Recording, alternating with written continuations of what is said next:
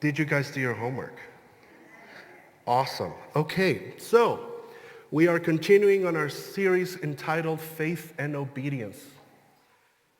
And for this week, I had asked you guys to read Ecclesiastes, which is an Old Testament wisdom text, if you want to get all smart, and Romans, which is a New Testament letter entitled so because it was sent to the church in Rome. And also pretty brainy, as Larry's class has been getting to know lately. But as last week, I'm going to ask you to maybe get up from your seats and go find other people. Don't make groups too big so that, people can't talk. But I'm going to have you discuss what we read. Now, the questions are pretty similar as last week. You may ask what verse or verses stuck with you and why, and we share that. You may share what questions kind of came up for you as a result of this reading. In fact, if your question is so powerful and your group does believe that it's worth asking, I might just chance answering one of those today if you would like in sermon. So if y'all can agree on one, I'll answer it. And if I don't know the answer, I'll be honest with you and I'll say I don't know. The last question, which is the one I asked you to think about last week, is this. Why are close friends not just important, but a need in the Christian life? Now, if for whatever reason you didn't get the chance to read it, you may use this time to get familiar with both texts, but otherwise, I'm going to give you 3 minutes. And, last thing. If you got to talk last week and some other people didn't, I will humbly request that you will let other people participate this week. All right? Y'all ready to go? Some people are moving. All right, let's go now. You have 3 minutes. So, hope you found the text really interesting, if not slightly challenging. At least I know that Ecclesiastes was an interesting one for me. But we're going to look at each one of those today, individually. So, we're going to start at Ecclesiastes. Actually, did anybody come up with a question that's just too good to pass out, to not have? Giving you a chance. All right, no questions then. So our first section I've entitled On Our Perilous Journey. Now I don't know if you can tell from our lovely projector there, but the picture on the screen is a picture of one Frodo Baggins and Samwise Gamgee from Lord of the Rings. And the picture is from right when they're starting off on their journey from the Shire onto Rivendell. Now, at that time, they're nervous because, for those of you who've read the book or watched the movies, there's a lot going on around. But they set out together, and it does seem to change the burden that Frodo has. They're setting out not just in a little walk, but they're going somewhere. That's a whole journey that is eventually going to turn into 3 books in a multi-million-dollar industry. But ultimately, it's not just a little walk. And to quote a different video game, because I'm a bit of a nerd, it's dangerous to go alone. So, today, the text that you read in Ecclesiastes has something that I actually hadn't considered up until now, which is this idea of on a journey. Being together with people is a journey. And I want you to keep that in mind as we read the passage. Because this is what Ecclesiastes 4 says. 2 are better than 1, because they have a good return for their labor. For if either of them falls, the one will lift up his companion. But woe to the one who falls when there is not another to lift him up. Furthermore, if 2 lie down together, they keep warm. But how can one be warm alone? And if one can overpower him who is alone, 2 can resist him. And then it ends in this lovely cryptical line, a cord of 3 strands is not quickly torn apart. Now, why a journey? Why did I bring that up? Because this passage, as my lovely wife reminded me this week, has often been used to talk about marriage. like, they lie down together, so obviously they must be married.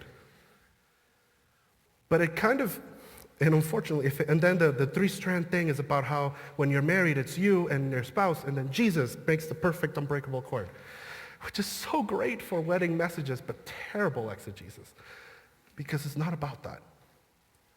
What we're looking at here, and as we're actually told really early, is people who are getting good return for their labor. Now, I know some of us may feel like our marriage is a labor, but ultimately, that's not what's being said here. What's actually being used is the image of merchants, of people who travel with goods, of people who do things together, and because of what they do, they have to move around.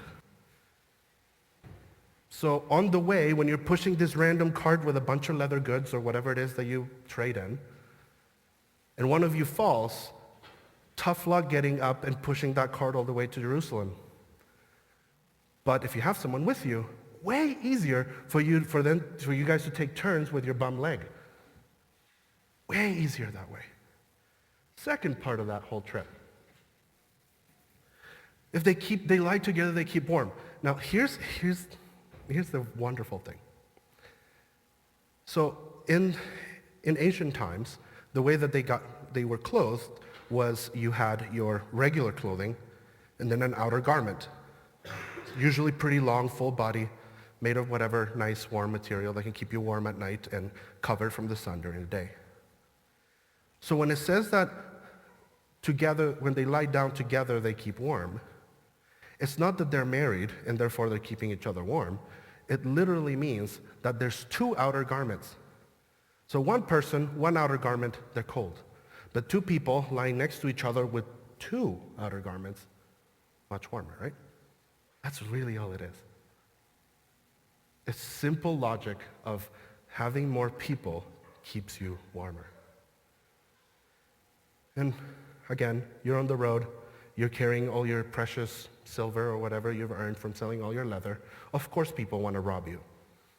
But if there's two of you, you can fight it off. That's this notion of journey. And what the author is saying, life is like that. It's a journey that we're on. There's a destination, not necessarily an evil ring we have to destroy, but there's something that has to happen in all of our lives. We have a goal in mind. Whether you're thinking of eternity or being more like Jesus, we have a goal in mind. And going further back in the scriptures, which I'm not going to go into the text, but I put the reference there, God himself tells us that we are not meant to be alone in this journey. We're meant to have other people. And I know it's easy to read Genesis 2 and go, well, that means we need to be married. No, it doesn't. It means we're just simply not meant to be alone. Humanity is a communal being. And the problem here is that contextually, one can get so absorbed in the pursuit of one's pleasures and accomplishments that one falls alone. And no amount of accomplishment will give you the pleasure that you want. In fact, the issue here is really isolation. And it is an issue that is very much alive and well today. Tons of research has arisen since COVID that isolation leads people from depression to self-harm. Human beings are not meant to be alone. And the church is a place where you're supposed to come and build a group of people around you. And not just around you like a weird donut hole that has no connection with the rest of the donut. You are part of the donut. I forget what those are called, the donuts there. Huh? Yeah, but no, like the donut that doesn't have a hole in it. That's just like a whole thing. What's that called? One of those things. You guys get what I'm saying. The name is pointless. You don't want to be a Timbit. The point is you don't want to be a Timbit. Because a Timbit is alone and it gets eaten by children. It's not what you want. You don't want to get eaten by children. Now we make laugh and that's all great and good. But isolation isn't funny. It's not, and it's pervasive in our society, church. It's in fact pervasive within the church. Because there are people that attend church regularly and they feel like there's no one that they've connected to. Now, there may be reasons on that person's side to say, oh yeah, well, nobody approached me. Or I've tried approaching and nobody approached back, however you want to phrase it. But the point is that we can't just sit here in church and think that isolation is not a problem within our walls, because it is. Meaningful connections that go past how's your week been are important. And marriage is not the solution for those of us who are single here today. Because I'll go back to why that three strands situation is rather interesting. If you remember, the passage starts with this: two are better than one. Now, I am not a particular fan of numbers, seeing as I went into the pastorate, but when numbers are mentioned in Scripture, it's worth keeping note. Because when the next time a number is mentioned, the 2 versus 1, the 2 versus 1, 2 is better than 1, you finally get to the end, and suddenly 3 shows up. 2 is better than 1, but a cord of 3 strands is not quickly torn apart. The simple yet quizzical nature of that statement is this: that one close brother or sister in Christ is good, but more is better. Having a best friend is a good thing. It's great. I love my best friend. But one isn't enough. What we are called to do is to have a community, a group of people that we can be vulnerable with. A group of people like the one behind me that would go to the ends of the world and fight tremendous beasts and go above and beyond water and darkness to help you grow. To literally carry you up a mountain when the temptation on you is too big to do other things.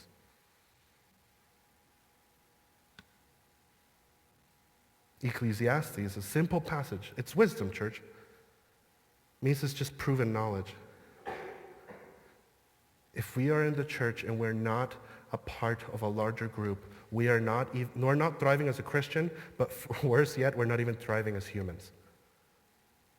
Because Ecclesiastes is just nature description. We are not meant to be alone.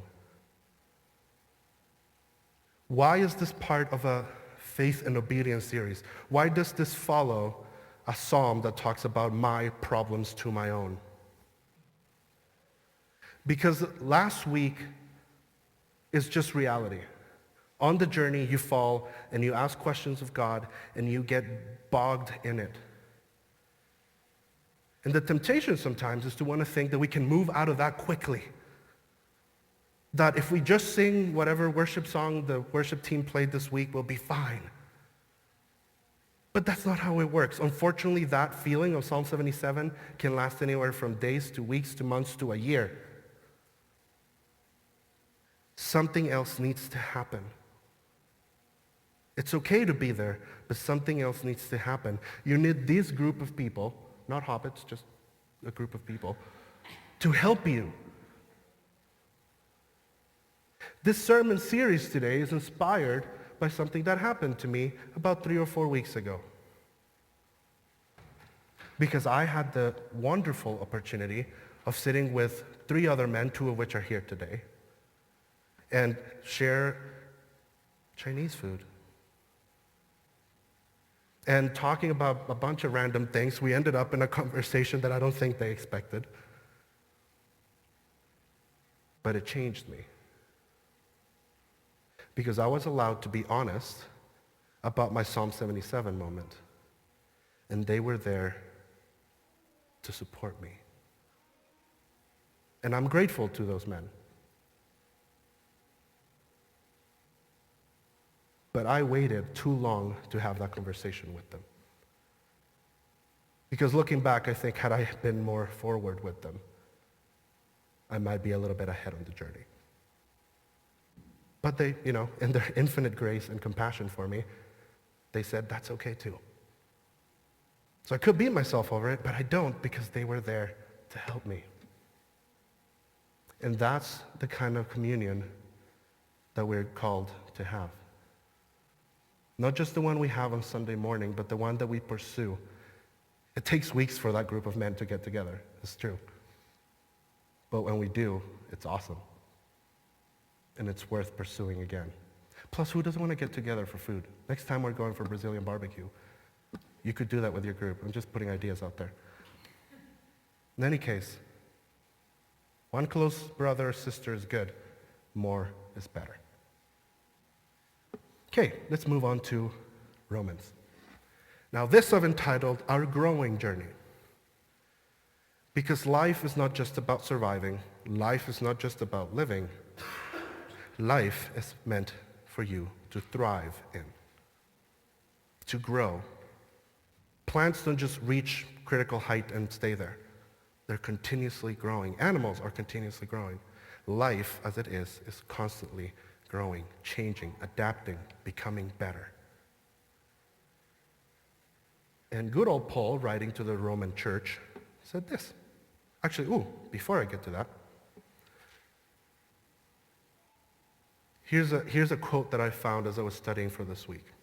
The temptation to lose steam in our lifelong responsibility to reverence God in every aspect of our lives, or to become lazy and complacent in our pursuit of what is good and well-pleasing to God and perfect, as Romans 12 says, is a natural one.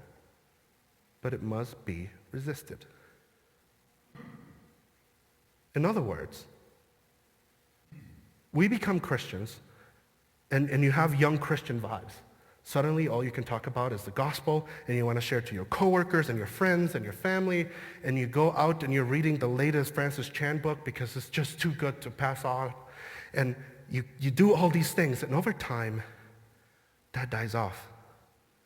Sometimes because people in the church also get tired of you being a little bit too extra. So that happens. It happens. It's normal. You're not going to be blamed for that. However, that fiery zeal for God is not something that should go away. It should change. It should grow. And so that is why it is important to have people that can push you to not diminish, to not get complacent, and to not be lazy, as this particular quote says. How do you do that, though? How does that happen? Well, this is what Paul says to the Romans. Love must be free of hypocrisy. Detest what is evil. Cling to what is good. Be devoted to one another in brotherly love. Give preference to one another in honor. Not lagging behind in diligence, fervent in spirit, serving the Lord. Then we get this interesting progression in verse 12. Rejoicing in hope, persevering in tribulation, devoted to prayer. Contributing to the needs of the saints, and practicing hospitality. Now, this is pretty straightforward. What's interesting to me as we look at a passage like this is why Paul in the original text, that love must be free of hypocrisy, is not even technically part of a sentence. It's just a statement, kind of like a weird heading that he put on Romans. It is basically love must be sincere.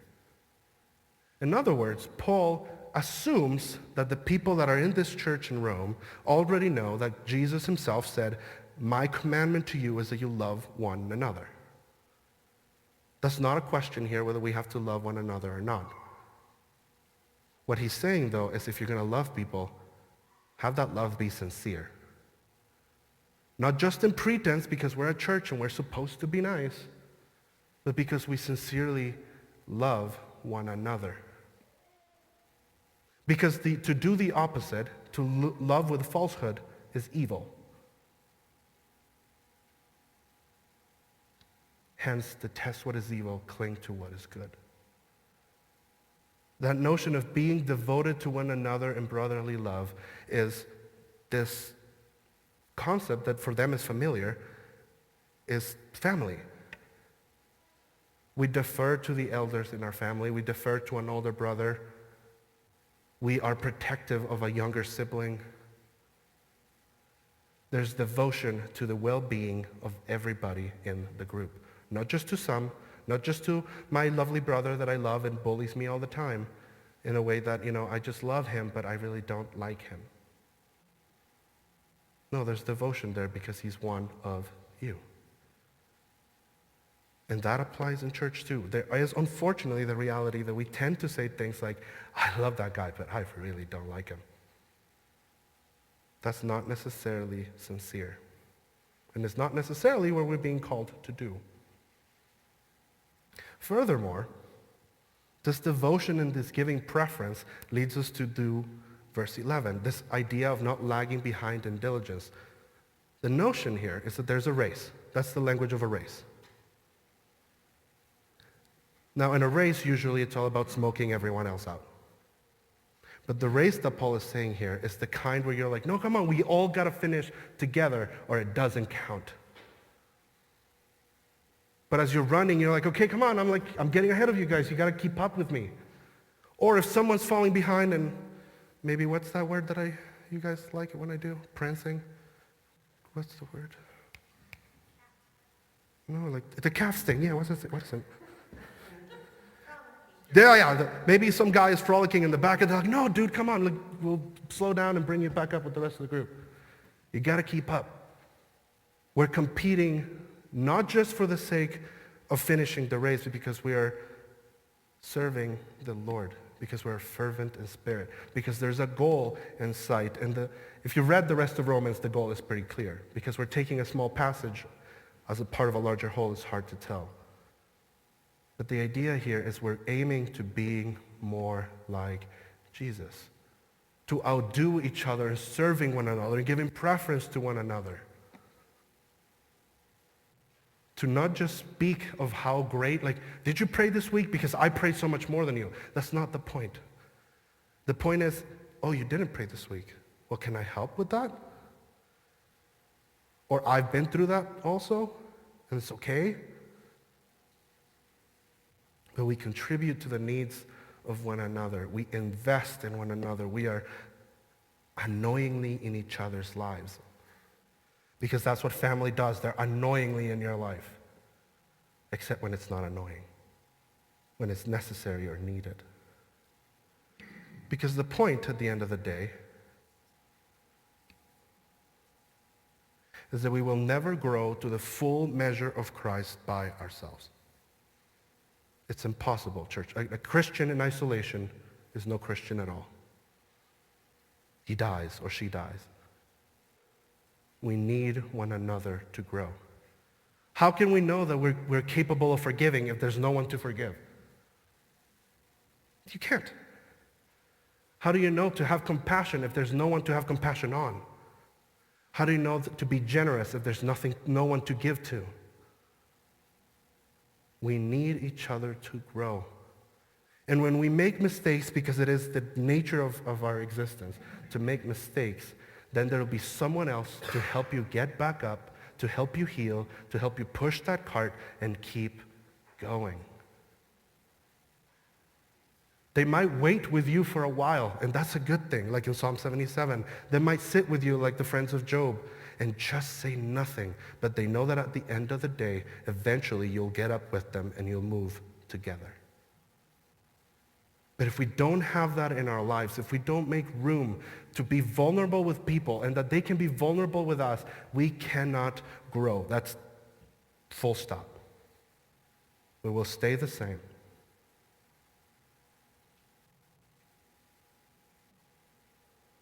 And the verbs in Romans, the tense that is used in that verb implies ongoing action. So that race is not just when the latest SYC comes to town and you're all pumped up because, I think everyone here is too old for SYC. But in any case, it's not just because something great happened and you're excited. It's ongoing action. Because like Proverbs 27, also wisdom says, iron sharpens iron. But if there's no other iron to sharpen the iron number one, then iron number one remains a dud.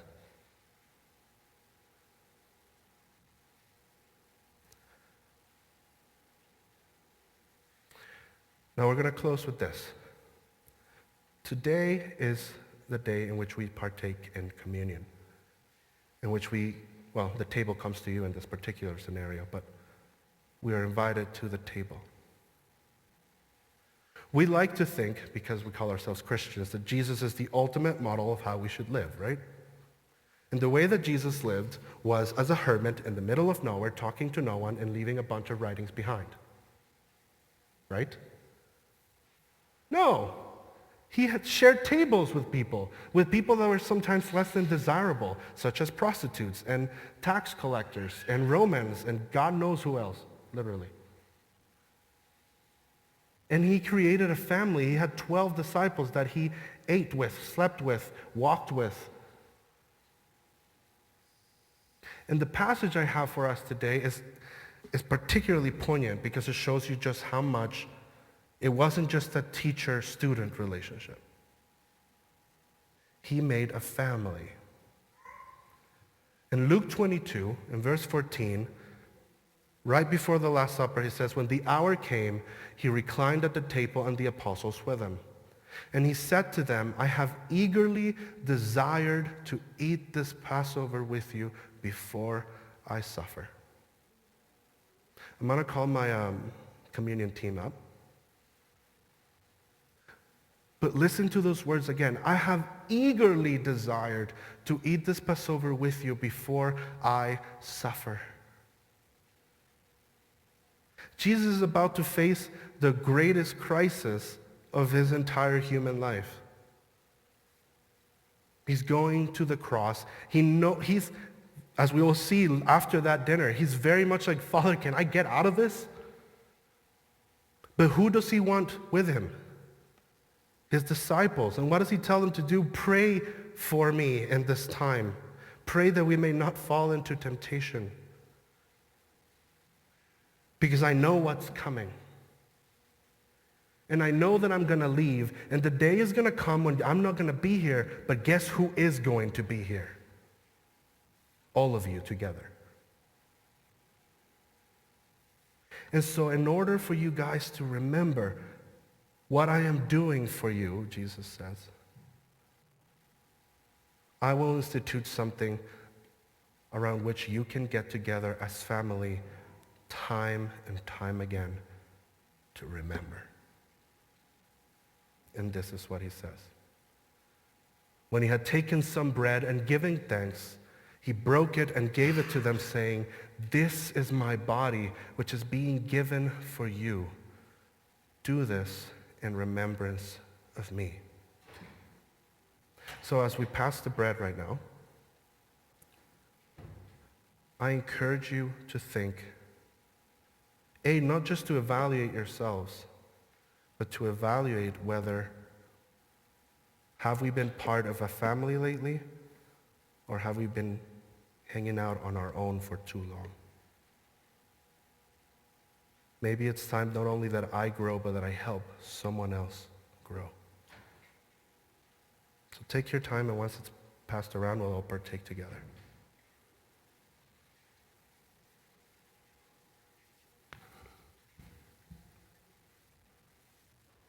Again, we are here as a family.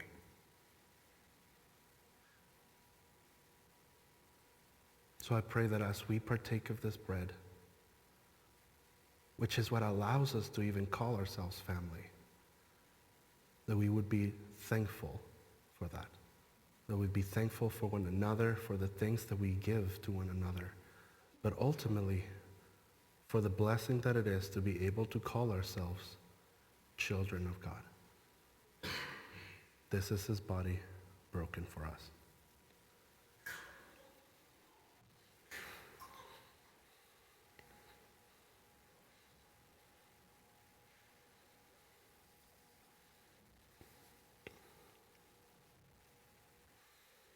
In the same way, he took the cup after they had eaten and saying, this cup, which is poured out for you, is the new covenant in my blood.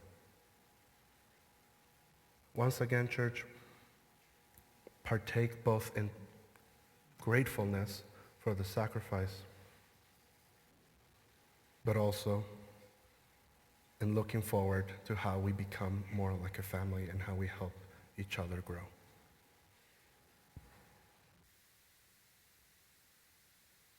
The series is entitled Faith and Obedience.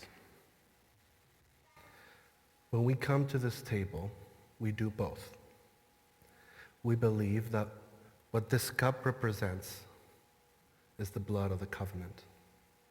The blood by which we are washed, by which we are accepted, and by which, by extension, we become family and we accept one another as we are. But in obedience, we do what the text tells us and we partake of it together. We confess whatever would keep us from coming, and we come. So let's do this in remembrance of him.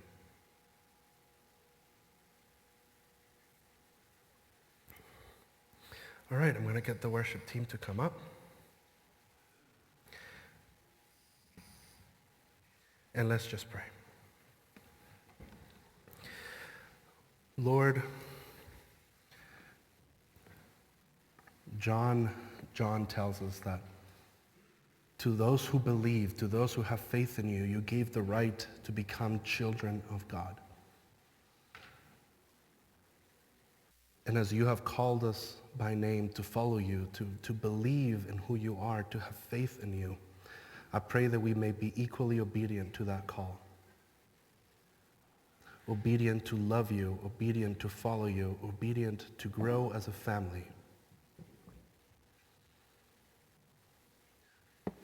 Lord, as we have we gather around this table this morning, may we be reminded of just how good you are.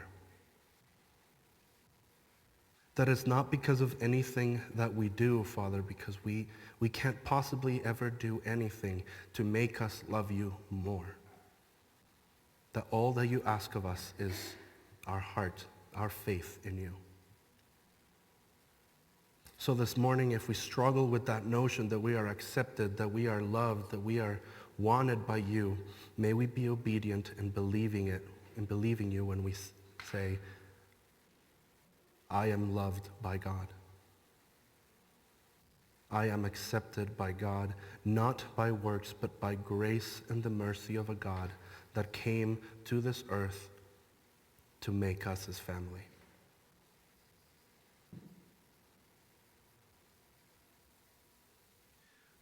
We praise you and we love you, Lord Jesus. Amen.